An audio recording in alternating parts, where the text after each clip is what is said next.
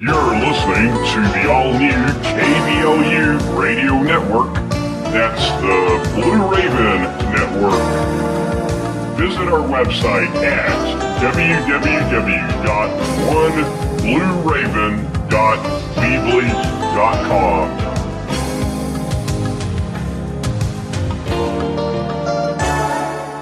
Often duplicated, but never replicated. You're listening to the all-new KBLU radio network. That's the Blue Raven Network.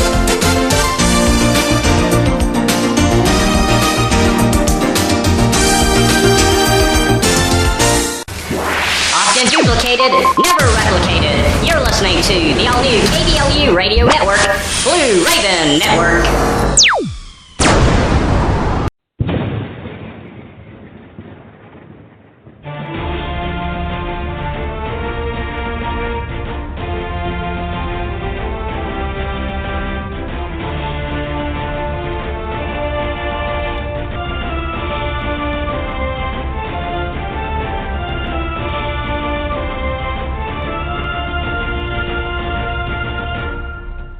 The world of 1916 was complex, or the world of 1945 was complex. The world of 2016 is intensely complex. You'll be dealing with terrorists. You'll be dealing with hybrid armies. You'll be dealing with little green men. You're going to be dealing with tribes. You'll be dealing with national leaders and local leaders. You'll be dealing with politics and economics. You'll be dealing with direct fire and indirect fire. And you're going to be dealing with it all. And it's all going to be dealt with simultaneously.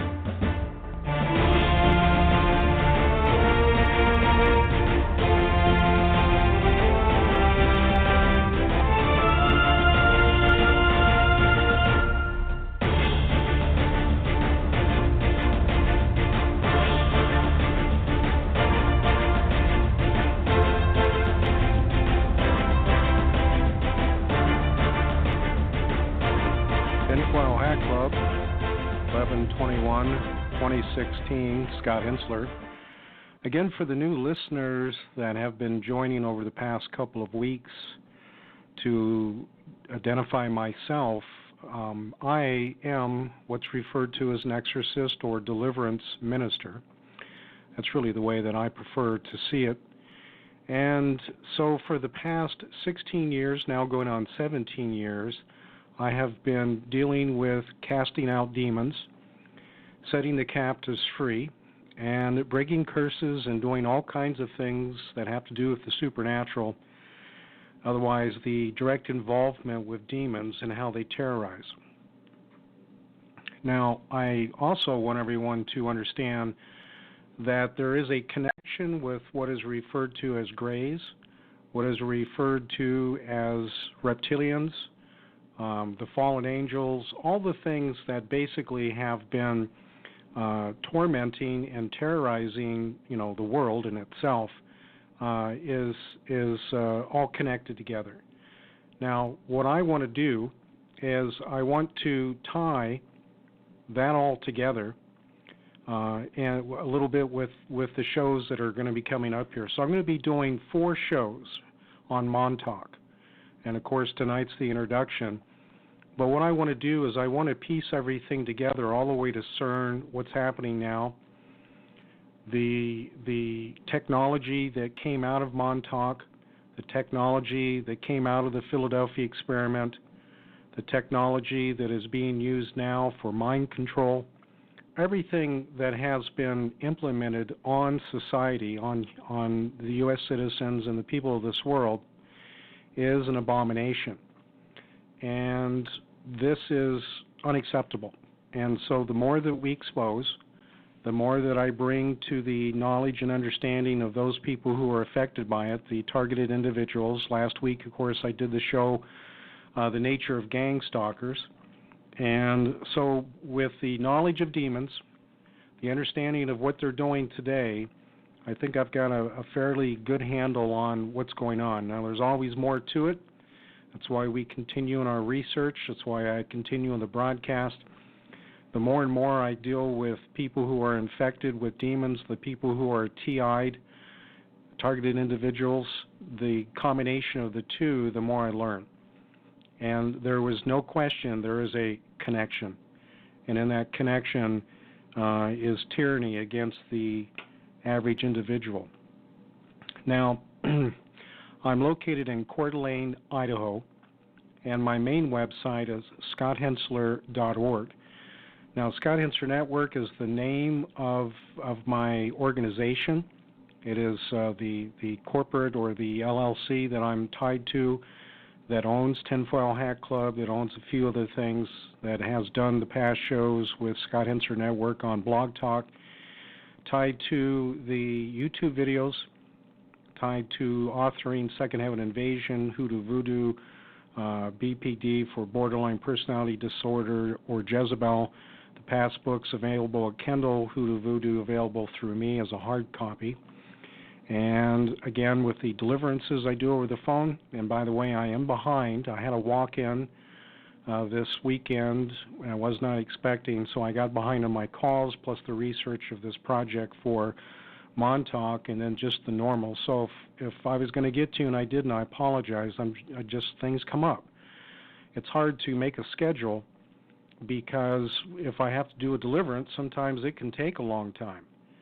You know, it's not like a doctor's appointment, and so I just have to fly by the seat of my pants, so to speak, all right?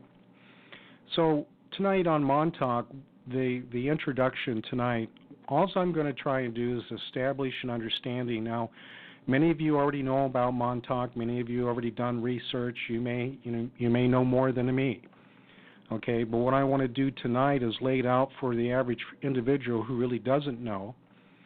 And I want to start putting things together to show the avenues that this technology, the avenues that this project manifested into today.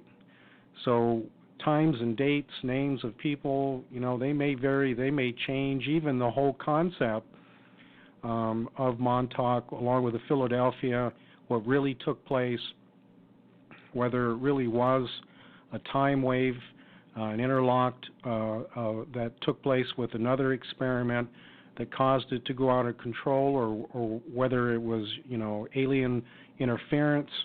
Whatever way you want to look at it, I'm just going to base it on the gentleman that right now is one of the main key people who have brought this forth, and so I'm just going to go along with what they've got.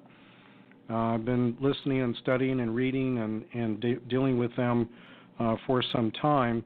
In fact, one of the gentlemen I think I met in Phoenix, and then I just recently found out that he was in Phoenix at the same time I was there.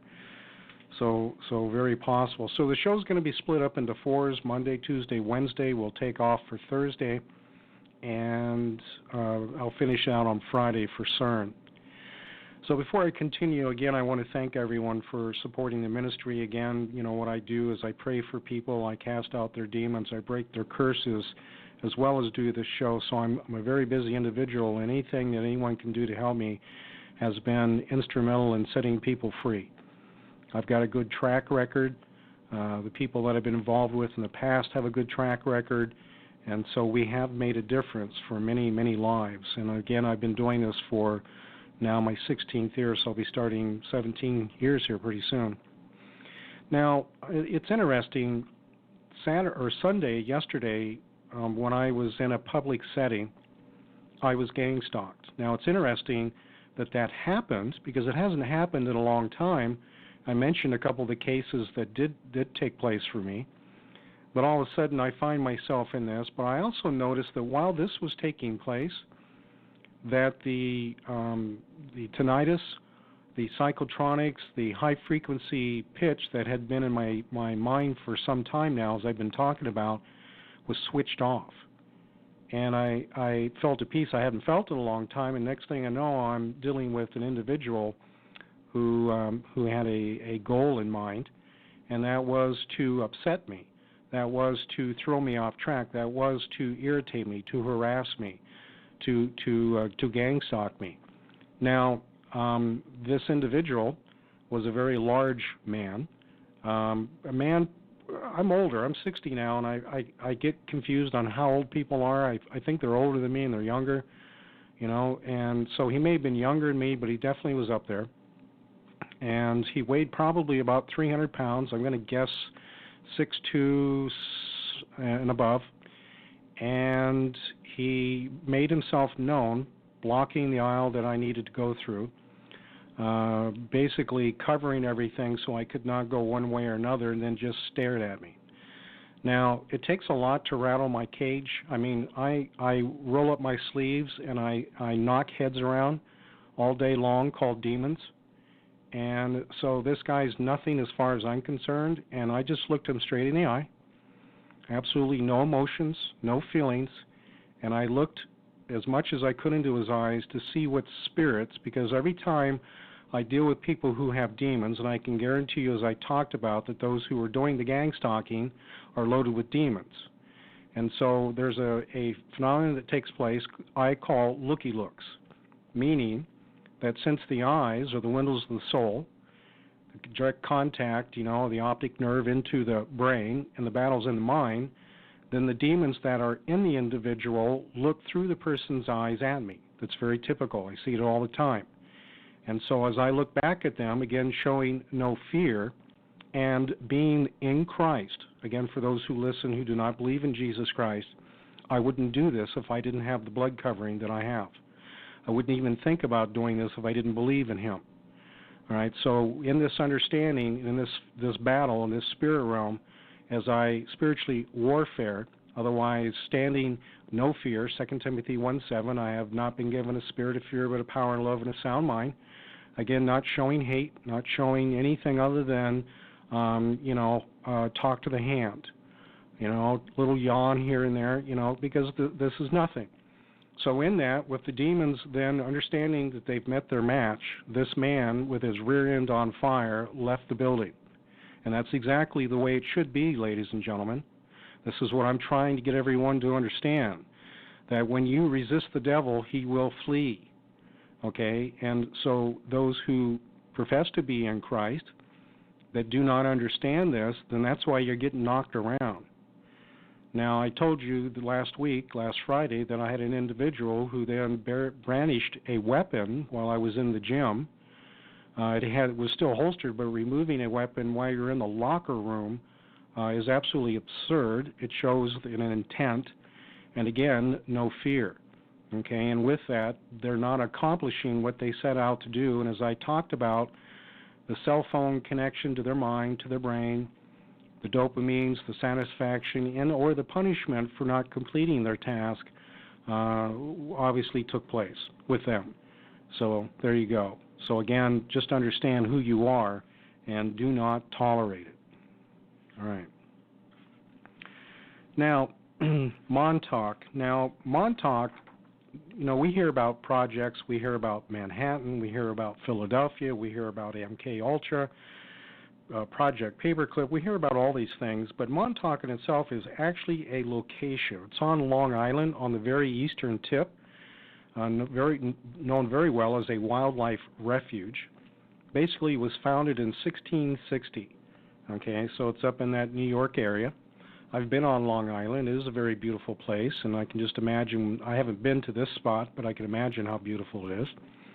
It was also, since it was a strategic military establishment, was referred to as Camp Hero, and also part of radar that was established there, and I'll get into that in a minute.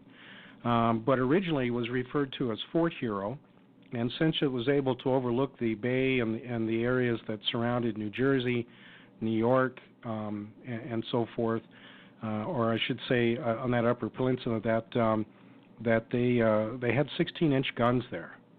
All right, so it was a major stronghold in case of any attacks from the enemy of all types. So I just want everyone to understand that it is a actual location as well as, quote, a project. All right, now other names have come out of that, and again, I'll get into that.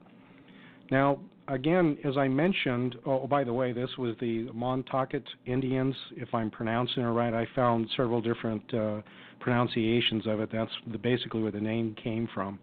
many parts of the country are named after Indians, and so that's how that was done. So again, basing on what I'm going to be saying here, Preston Nichols, Duncan Cameron, Al Bill, these individuals had come forth later who were on the project, who discussed their involvement, discussed what happened, discussed what they had done, what they had seen, even their participation in time travel, participation even in mind control for what's referred to as the Monarch or the Montauk Boys. And I'm going to save that for another show. So again, with what I'm bringing here, I'm just trying to go over things. Okay. Now, Jack Pruitt was basically in charge of this area when it was turned into a mind control and for the Philadelphia experiment of causing items to disappear. The invisibility, the stealth operation of ships, planes, or whatever they wanted to do was basically the main idea behind this. And of course, we know it as the Philadelphia experiment that went awry. And as I talk about this, most of this information, again, came from these gentlemen. All right. Now, as I mentioned, Al Bielek, I possibly knew him. I certainly recognized him when I saw that he was in the Phoenix area in the same time frame I was, which I believe had to do with Motorola or some of the sub companies involved with it. Possibly, I don't know. I just, you think you know somebody, there you go. And like I say, I actually had the chance to meet a lot of the engineers that had to do with the Apollo projects out of Motorola, the government division, had to do, with the Iridium system, cell phone technologies, other troop recognition devices, all kinds of things that I'm not directly involved with, but had relationships with them through Amateur Radio Club. We're all techies, we're all hams. We, would have the stories, go for coffee, talk about this, talk about that. It was an exciting time for me back in the 80s and the 90s.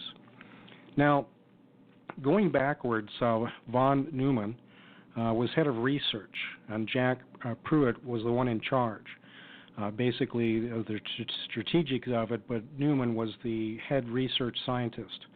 Now, he evolved out of Nikola Tesla, which also was involving Albert Einstein, also involving Eisenhower and Roosevelt back when the projects were brought up. The CIA was directly involved. Now, the Stanford Turner, basically the CIA director, was called to the carpet on this. Senator Barry Goldwater, who was the senator of Arizona, who was my inspiration for technology and ham radio when I was growing up, being part of the looking into and exposing the mind control operations. Congress, the House, the Senate, none of these guys at that time in history were going to go along with it. So there was a great effort to shut it down. Now, it did continue because we see in the 90s that President Clinton, discussing MK Ultra, which was part of this, and I'll tie that in, apologized for the harm that was done to the people. But it never did stop. It has never stopped. It's continued. If anything, it has amplified. It has escalated. It is at an all-time high. So just understand that everything that I'm talking about here, when they wiped the slate clean, supposedly, everything went underground into the black ops, black hole projects. Now, before the 60s, going through into the 70s and 80s, the Montauk Project had been there. Now, Fort Hero, Montauk, actually at one time was a major radar installation called SAGE. This was a very high-powered radar. Cold War, making sure that nothing came over from the east, nothing came up from the north, and it eventually was shut down when satellites, when other technologies were brought on. Using high-powered radar wasn't the best of things, anyways, because there was other technologies that the enemy came along with that this now was obsolete. So the whole place was completely shut down. And, about the 60s or so, and then as they came in with introducing some of this technology, they brought it back in as the Phoenix Project. Okay, it was also referred to as Red Hawk, Rainbow. All these different names are all tied into Montauk. Okay, so whenever you hear these, there's some association, but they're different parts of the project and at different times. That's really what it all amounts to. Now, when they got out of there and basically left everything behind, the SAGE radar, the buildings, all the supporting buildings, everything that had to do with that base was basically left behind.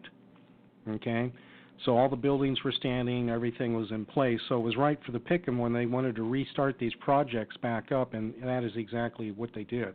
Okay, so again, the Montauk Project, at being Red Hawk originally, then turning to Phoenix and Phoenix 1, Phoenix 2, again with the implementation of the Philadelphia experiment.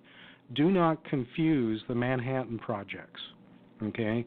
Some of you that may have done your research and you hear this and you hear that, you may be confusing that. Manhattan was a completely separate project that had to do with the atomic bomb during World War II. Now, by the way, the Philadelphia always taking place in that time, and I'll talk about the dates here in a minute. But anyways, the Manhattan Project, the atomic bomb for Hiroshima and Nagasaki, the bombing of them is what that was all about. But to understand that as I go through this and talk about how Montauk was shut down, or at least the surface was, that many of these scientists were actually sent over to the Manhattan Project, and then even when these were going on, there was an exchange, because by the time Montauk shut down, the Manhattan was at its peak. Okay. All right. Now, starting in Chicago around 1930, and even a little bit before, the University of Chicago, with Dr. Hookerson and Nikola Tesla and a few others, basically were working on the theorizing of invisibility, of cloaking, of being able to hide an object, whether it's a ship, a plane, a human being, or whatever. Now, in 1933, the Institute of Advanced Technology was established, and as that was established, then this program was moved to Princeton, okay, being up there in the New Jersey area. So that was finally taking hold about 1934. And by this time, there were some big names that had come in. Of course, Tesla was absolutely a main player, but there was a lot of mathematicians that came along to add to this. Okay? So again, when the project was moved, it was noted as the Philadelphia experiment, being across from the Delaware River at the naval base, okay, of the Philadelphia Naval Base, which was basically within the city limits. So the Delaware, as it runs up through there, separating Pennsylvania, separating New Jersey, and as you go up a little further into New York, then you get into the Manhattan, you get into other parts of New York, and so they're all tied together. So with a very short period of time, a vessel can move from one place to another. And since the Navy yards had their bases already established along there, this is why this was chosen, along with the Princeton itself, right? Now, when Albert Einstein joined, he also was joined in with a man by von Neumann. Okay, Tesla was named the project director of this particular project, and Neumann was his assistant. Now, obviously, Tesla was a very advanced electrical radio engineer. He had the original patent on the electric AC motor. He had the patent on the oscillator, which we know, eventually being converted into the spark gap generator for telegraph. All SOSs were sent on that, back in the day. Any ship that went down, sending help, save our ship. It actually means something else, but the whole point of it is the oscillator circuit, the tune circuit, the resonator, those things capable of then transmitting radio waves through the air, Tesla had main patents on. Now, Tesla was also a main engineer for RCA, and I want you to understand that RCA was spun off from General Electric. Okay, now Edison was the founder of General Electric, and the financing between the Rockefellers and some of the others, there were disputes, there were problems. These gentlemen didn't get along with each other. But when the United States government came in, trying to take monopolies and split them up, General Electric had become such a large conglomerate that they forced it to fracture off. Now, whether that was the true case or not, my feeling is what they really wanted to do was take RCA and use it for more advanced technologies, RCA being the Radio Corporation of America. Many of the police radios, along with Motorola, were instrumental in getting two-way radios into police cars and ambulances and so forth. So the information that comes from RCA, basically we're talking about Tesla. When it comes out of General Electric, we're basically talking about Thomas Edison. All right. Now Thomas Edison was big in DC. Tesla was the main pusher for AC, and there was a big fight over that. But in either case, RCA then was also part of this. Some other companies, as I get into it, were in this. Being a project that was being funded, the Pentagon, the war effort, those things that Congress even, didn't want to do. There were private funds brought into it at different times to continue this. And so we even have that today with the Rothschilds, the banking, this black hole that basically they pour money into that no one ever sees, and it runs into the billions, if not trillions of dollars for technology that is literally heading towards the beast system, or is the beast system that we will be dealing with today. So I want you to understand that everything that I'm discussing here is 1, 2, 3 ABC, one step after another to what we're dealing with, and that's why I'm bringing this up. So as they continued, RCA breaking off and then getting with Tesla, being brought into the military, being brought into this project, they eventually did have success, and by 1938 they were able to make small objects and even a small ship disappear. Okay, now this was in the Brooklyn Navy Yard, and this did not involve humans at all. These were simply physical objects, had nothing to do with individuals.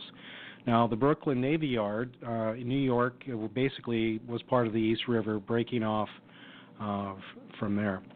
So understand, too, that in the same time, that in parallel, I don't know if you're familiar with degaussing, some say degaussing, but degaussing of an item, meaning that if something becomes magnetized like a ship, because we know that iron makes steel, steel can become magnetized, the radios, the radar, anything that they had on there along with the salt water would cause the ships to become magnetic.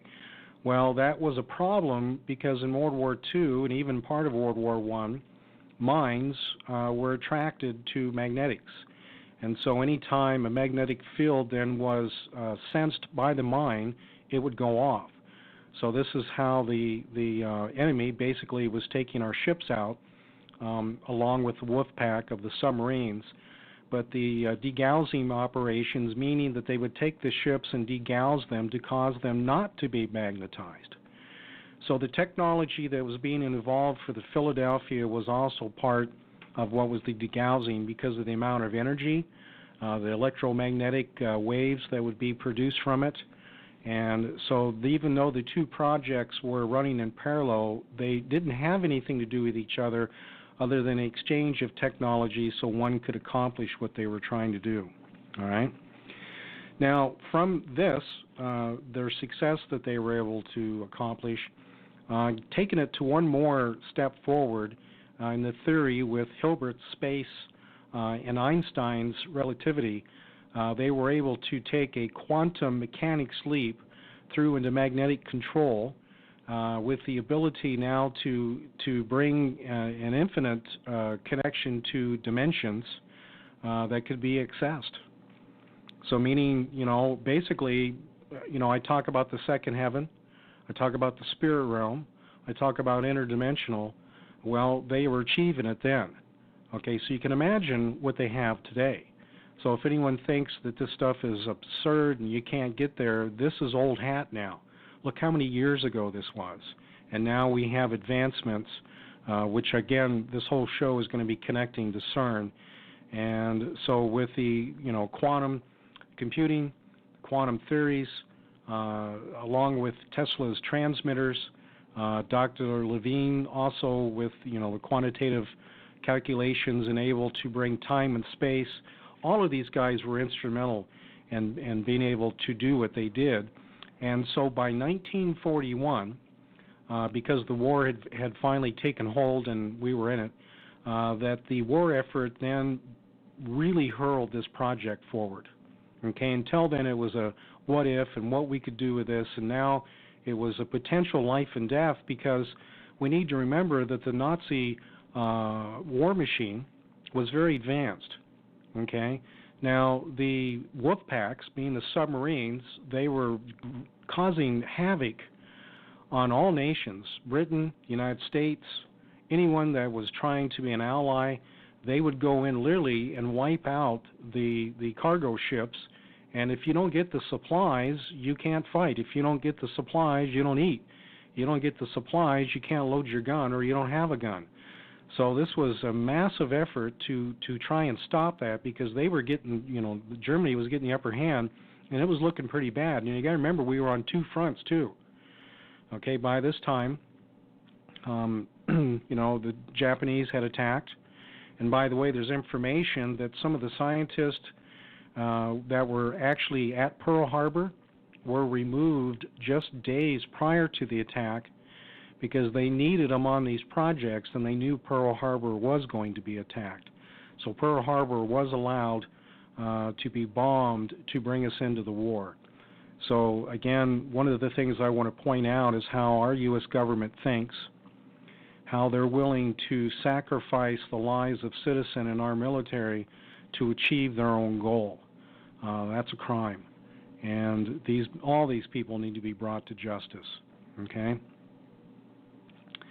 All right, so with the need of having, to have stealth ships was at an all-time high because of the Nazi wolf packs and basically any other vessels that they were engaging with along with the Japanese, that this was a time that something needed to be done. Okay, so then Tesla was given a full cooperation, given full supplies and full manpower to do whatever it took to make ships disappear. Now, at a minimal, they wanted to be at least radar invisible. If they could be optically invisible, that was a plus. Now, basically, both were achieved. Okay, whenever, if you're familiar with radar, that's a radio signal that goes out. When it hits something solid, it'll bounce back, and it's in that retrieving signal that something is out there, like sonar. Sonar being an audio, the pulse of the tone going out, going through the water and coming back. They time how long something goes out, how long it comes back, and they know the distance, okay?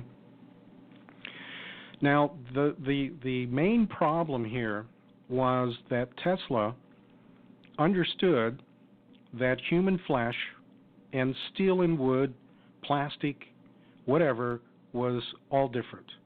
And he was very, very concerned that human tissue, under the intense amount of electromagnetic energy at radio frequencies, okay, by the way, a lot of this was done around 400 megahertz, and that was quite an achievement for even in that day.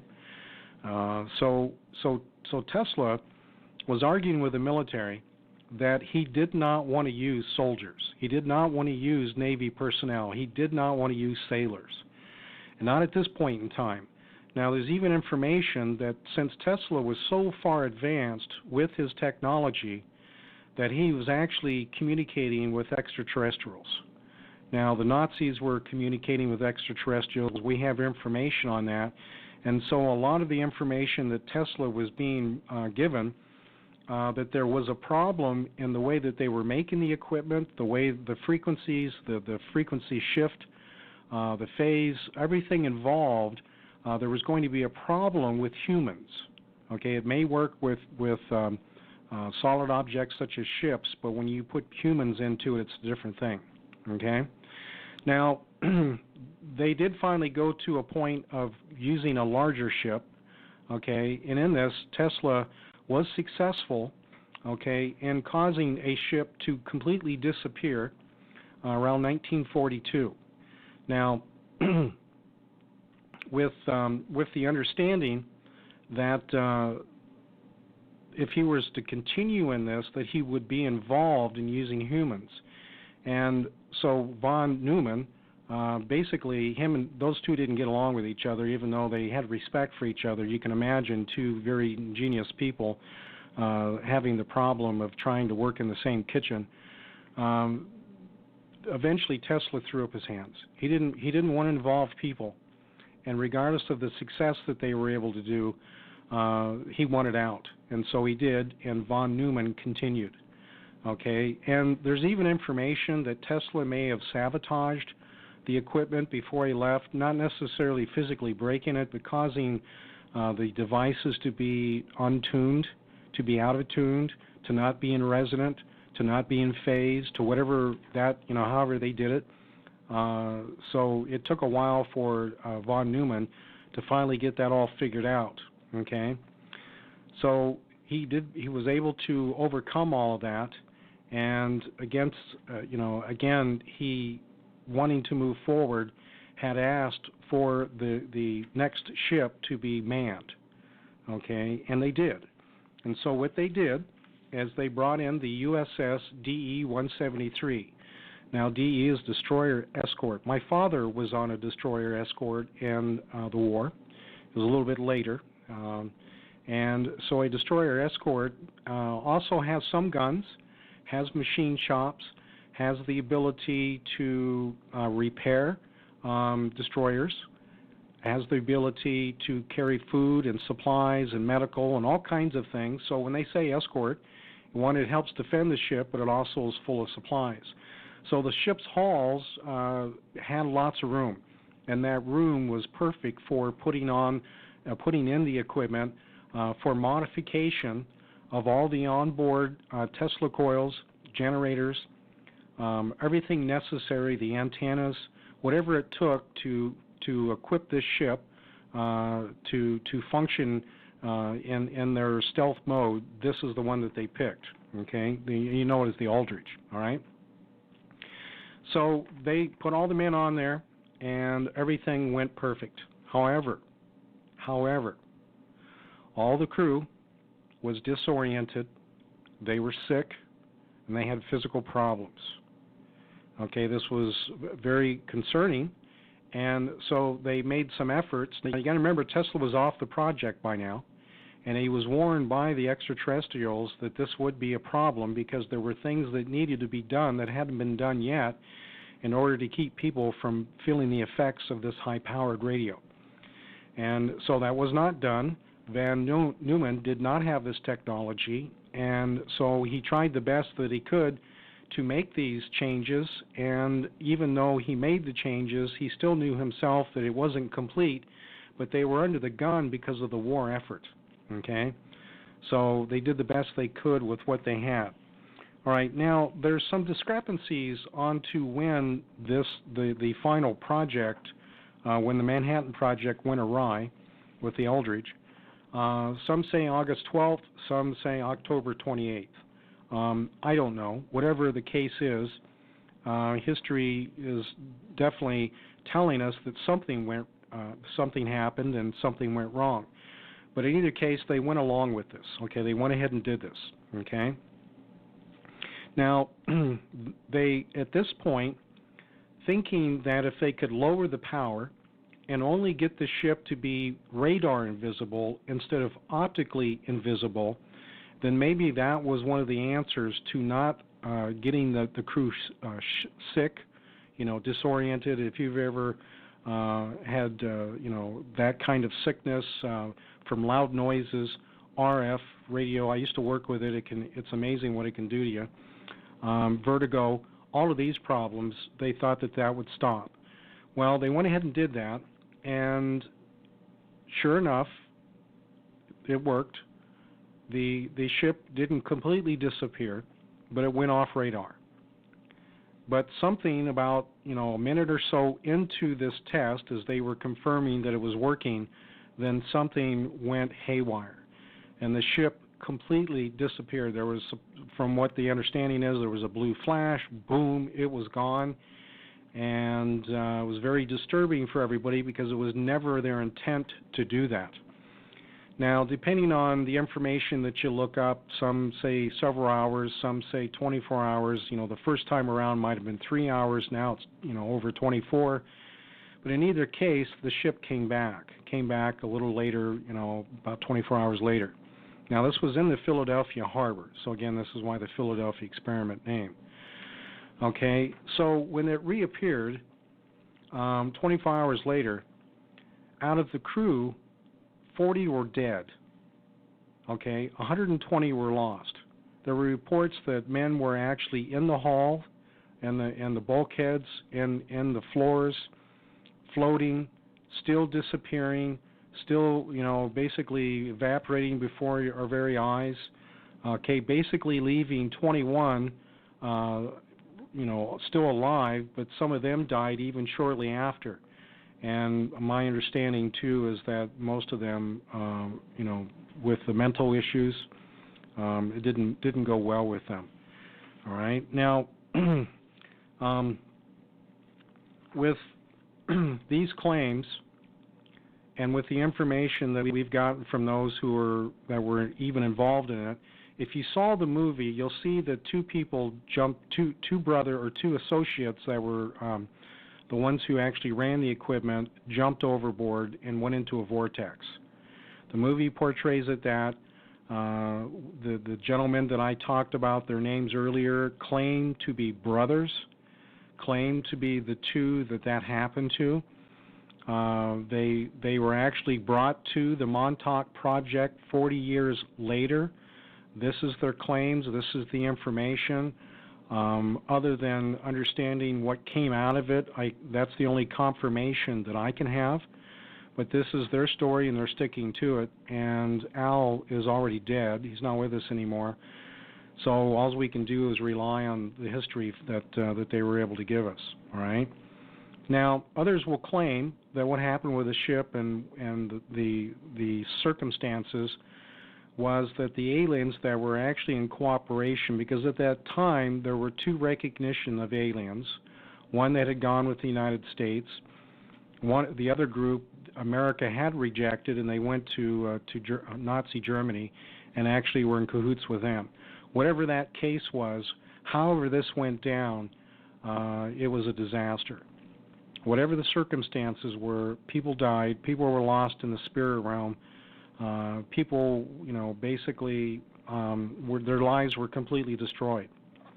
Now, in this, there was then such a concern about what happened that there were experiments taking place on Montauk at the same time, again, 40 years later, that in the phase shift of 20 years, that with the two projects taking place at the same time and then entering into the dimensions, that there may have been a phase lock, there may have been a ripple, there may have been something that tied the two together, because at Montauk and these later years, in '84 I believe it was, that their experiment went awry and they couldn't shut it down either, and I'll talk more about that later. Again, I just want to point out what's going on here. Now, with the description of the two potentials taking place at the same time in the dimensions of the Philadelphia and Montauk, that with the ripple effect that could take place, coming together, otherwise two forces coming together, that the amount of damage that could have been done to this Earth literally scared the bejeebies out of the scientists. And since this had gone, so badly, that they decided to shut it down. And so it was. Now, whether it was, again, any part of the biorhythm of the Earth that they talk about, the paradigm of locking the two transmitters at Montauk and Philadelphia together at the same time, whatever it was enough for them to cause to shut it down. And this also, because what took place at Montauk, they shut it down too in 84. So we just need to understand that, when we were dealing with the atomic bomb, and before they detonated it, we need to understand at the Manhattan Project that they had formulated, they had calculated that the atomic bomb was capable or potentially capable of igniting the atmosphere in the world. So with the testing of the bomb, they were prepared to allow man to be destroyed. Okay, so scientists are a threat, scientists are mad, scientists are demon-possessed, scientists are, duressed, being held, made, forced to do whatever they want. Whatever the case is, for mankind in itself, this is not a good situation. Okay? Now, after that project was shut down, Van Neumann was sent to the Manhattan Project. Again, it was in full swing at that time. The Aldrich was put back as a regular destroyer escort, got its full service, and went back into the war. Okay? Now, then going into the shows that will be coming up here, several things were realized out of this. Okay? Even though it was abandoned, even though that it was put down, we need to understand that the labs that were supporting this, Princeton University, some others that were established, they continued in a smaller scale to do this. And it wasn't until they recommissioned Montauk later, because you got to remember this, when I talk about what took place during World War II and what took place during Montauk for, the Montauk boys, the Montauk chair, the programming, UFOs, all of that stuff, that was a later time, two separate instances. And again, with the commissioning of the Phoenix Projects, Phoenix Project 1 and 2, again, basically coming out from the Philadelphia. So when this was all shut down, everything basically was abandoned to the public, to Congress, to the President. But you need to remember that when the wars ended, there was also a massive influx called Project Paperclip, where they brought in Nazi scientists, okay? So in this realization, time and space could be manipulated. Humans could be affected both mentally and physically by radio waves, okay? And then again, with this known, they didn't want to give it up. So the experiments continued in the labs until they got to a point that they, the funding is always necessary if you're going to do anything in a large scale. And so at this time, these secret projects were funded by private parties. ITT, okay, I'm Sperry. We're talking about, again, RCA. We're talking about other companies who also, by the way, were German-owned, because when the war came along, that split them up, and then when the war was over, everything resumed again, and these gentlemen that owned these companies, by the way, the Rockefellers sat on the board on some of these companies that black funded, the project here. Okay, so now that the end of the war, all the changes that took place, the OSS splitting into the CIA, also from there the NSA. The Pentagon going back to black hole projects, and out of that comes the UFO issues that we had, alien encounters, the abductions, the Cold War issues, Project Paperclip, as I mentioned, with the Nazi scientist, an exchange that took place, MK Ultra, okay, NASA, okay, von Braun, him as the engineer, LSD. Okay, drugs exploded basically after that, okay? Project Chatter, Project Bluebird, Project Artichoke, MK Delta, MK Mind Control, Monarch, okay? All the Monarch mind control projects, okay? Joseph Mengele, was a Nazi psychiatrist, scientist. He was brought on board. Now, he was the monster of Auschwitz. And so now we've got this guy funding him and bringing him into a world that is virtually not good for U.S. citizens. And as I get into this with Montauk boys and what's been taking place all along, again, the people that are doing this are absolute monsters. So now with Tesla's technology, Nazi scientists with mind control, the birthing of psychotronics has been basically unleashed onto the American people and to those of the world. Okay? So all the buildings, everything that was at Montauk, as I go through this, as we look at it now, those facilities have been shut down. They've been abandoned, but there's information that there were bases established under Montauk. Okay, and there's two different Montauk monsters that I'm going to be talking about, some that have washed up on shore, one that manifested during one of the experiments that was part of what caused them to shut it down. Okay, so the basic facility being remote on that tip has been turned back to a park. Okay, the radar's still there, the buildings are still there, but everything's been gutted out. Okay, now the underground facilities, there's no reason, as large and as complex as they were, I doubt very seriously that they've been shut down. And in fact, Tory, the gentleman who's no longer with us, that passed away a few months ago, that was doing all the videos, he was being teleported to Montauk. He was one of the, now whether he was one of the Montauk boys or not, I don't know.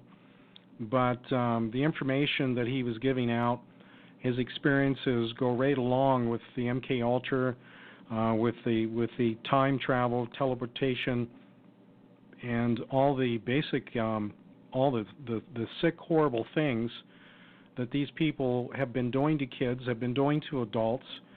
And again, I want to save most of this for the coming shows. But again, this is just all continuing. Okay, public mind control. Okay, now with that is the remote viewing. All right, now if you're not familiar with remote viewing, you need to understand that people who are classified as psychic, okay, and I'm going to talk more about that because there's spirit issues. Now, whenever you bring people in with this that haven't been through deliverance, then though they may have the abilities because of the third eye being opened up, there's also a demonic spirit realm aspect.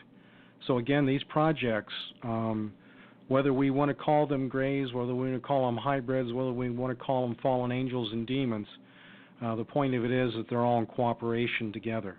Okay? So now we have a complete exchange of alien technology, an exchange of human work, resources being exchanged back and forth, that all, again, coming out of the Montauk, coming out of the Philadelphia, coming out of MK Ultra, coming out of Nazi Germany. All of the stuff we're dealing with, this supposable U.S. government is very much involved with it. Those people who claim to be our presidents, like Obama, going back to the Bushes, going back to Johnson, going back to all of these guys, believe me, they've been in agreement with all this all along. And so the nature of the beast system has been established and put in place. Now, one of the things about Montauk and the radar installation that they reused there, and as I talk about that later, that was all high-powered.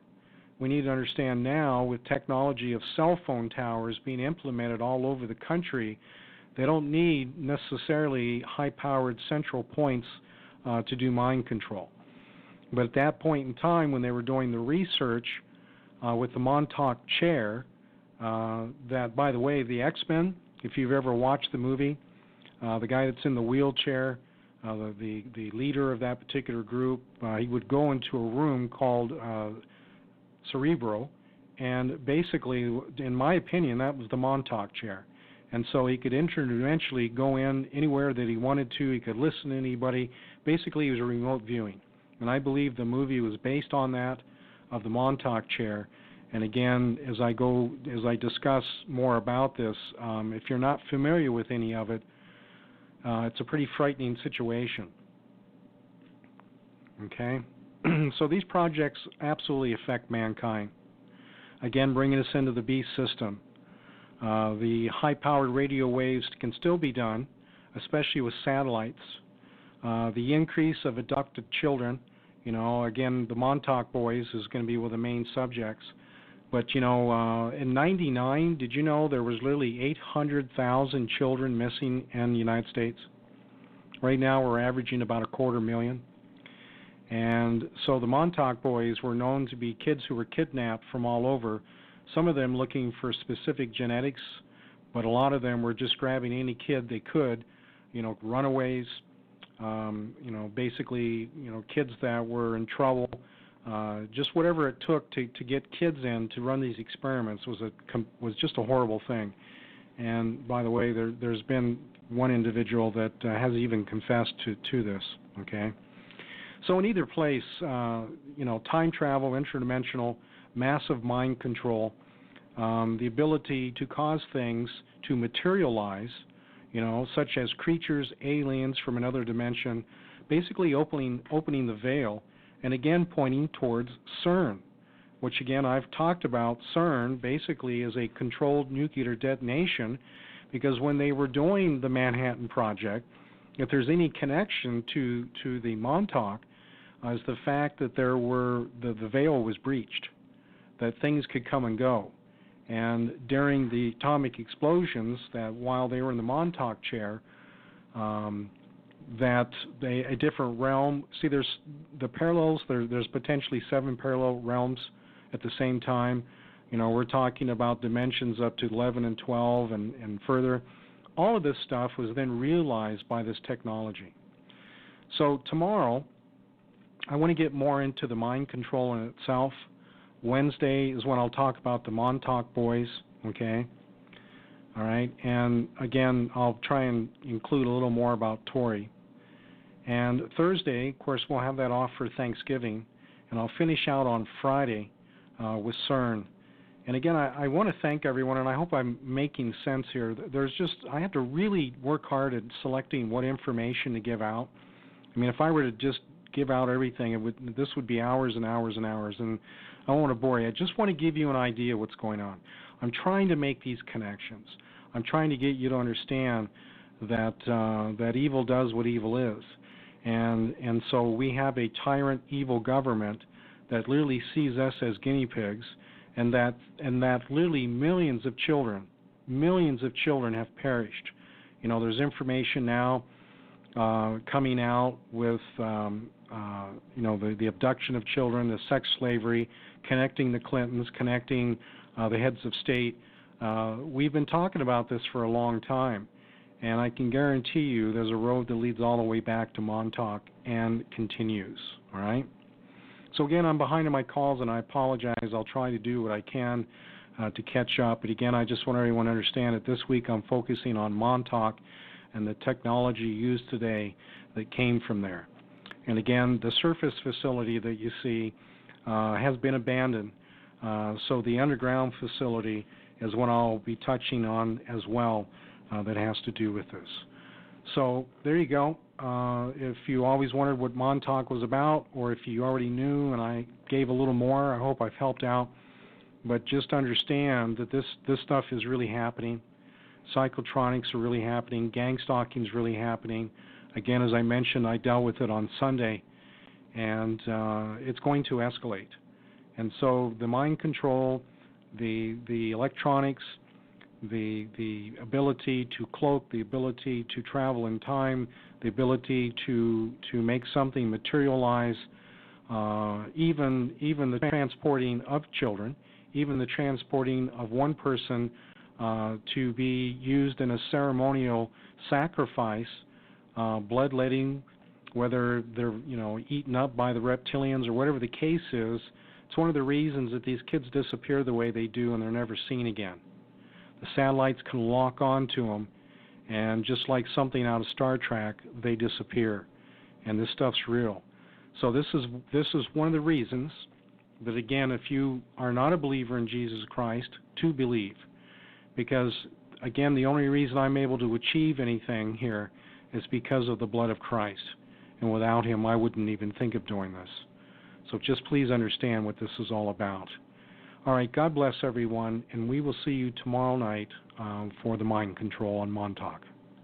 You're listening to the all-new KBLU radio network. That's the Blue Raven Network. Visit our website at www.oneblueraven.weebly.com.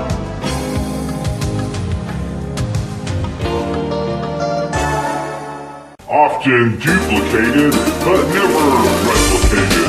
You're listening to the all-new KBLU Radio Network. That's the Blue Raven Network.